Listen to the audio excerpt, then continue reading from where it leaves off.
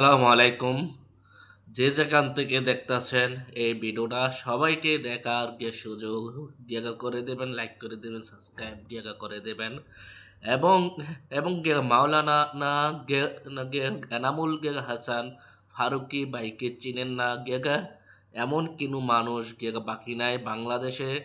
সে এবং চট্টগ্রাম হাটাজারি মাদ্রাসার বাবুনগির হুজুরের খাদেম এম এবং বডিগার্ডও ছিলেন।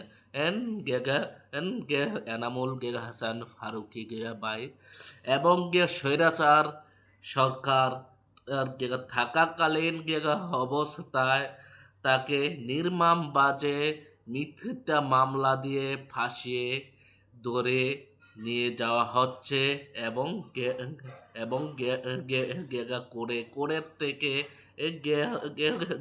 আয়নাঘরে রাখা হচ্ছে। তার উপরে নির্মম টর্চার করা হচ্ছে। তাকে এরকম ভয়ভিত্তিক দেখাইছে, এরকম লোভ লালসাও দেখাইছে। বলছে তুই যদি বলস বাবুনগিরি হুজুর ওর কি করতো, তার যদি যদি বিস্তারিত বর্ণনা দেশ মাওলানা মামুনুল হক হুজুর এবং দেলোয়ার হোসেন সাইদি তাদের এর বিরুদ্ধে তুই কিছু কথা বল। তবুও ও ও হকের পথের থেকে এক পাও পিস করে নাই মাওলানা না না এনামুল ফারুকী বাই এবং তার উপরে এরকম নির্মম বাজে টর্চার করা হচ্ছে। র্যাব র্যাব বাহিনী তাকে বলছে তোরে এরকম অবস্থা করে দেব তুই তোর লাইফ কখনো খারা হবে না, তুই বেঁচে থেকেও না মরার মতন হয়ে থাকতে হবে এবং স্বৈরাচার সরকারের টর্চার আর আর এখন ক্যান্সার রোগে আক্রান্ত এবং ইন্ডিয়া যা মেডিকেলে প্রায় 15 কোটি 15 লাখ টাকা খরচ করে ফেলছে। তবুও মাওলানা এনামুল হক ভাইয়ের ক্যান্সার ভালো হয় নাই। আমরা যেটা শুনতে পারছি এই বুকেও একটি ক্যান্সার এবং গলার এই জায়গায়ও একটি ক্যান্সার।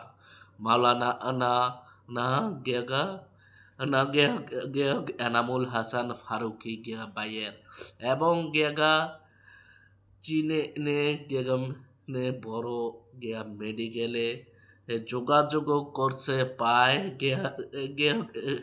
90 কোটি টাকা লাগবে।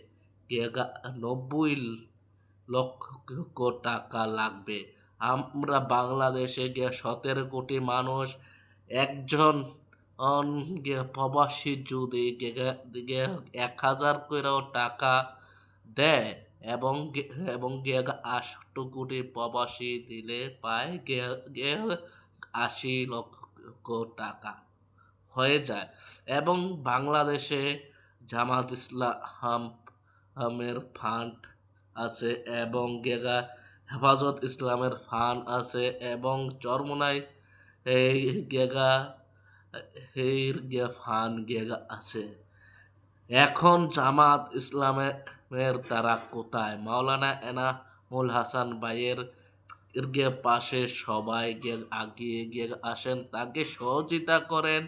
একজন কোরআনের পাখি যে সময় মাওলানা বাবুনগরী সাহেব জীবিত ছিলেন, মাওলানা এনামুল হাসান ভাই যে সময় বাবুনগরী সাহেবের খাদেম ছিলেন এবং সহকারী ছিলেন, সেই সময় তাকে সবাই শ্রদ্ধা করছে, স্নেহ করছে। এখন কারোর ওই পাশে পাচ্ছে না কেন রে ভাই? তা মাওলানা এনামুল হাসান ভাইয়ের কিতাব বাঁচার কেন অধিকার নাই বাংলার মাটিতে বেঁচে থাকার কেন অধিকার নাই? চলুন গিয়ে এনামুল হাসান ফারুকী ভাইয়ের পাশে গিয়ে আমরা সবাই গিয়ে এগিয়ে যাই। গিয়ে এবারের মতোই বিদায় নিচ্ছি, গিয়ে আবার পরবর্তীতে গিয়ে দেখা হবে, গিয়ে আসসালামু আলাইকুম।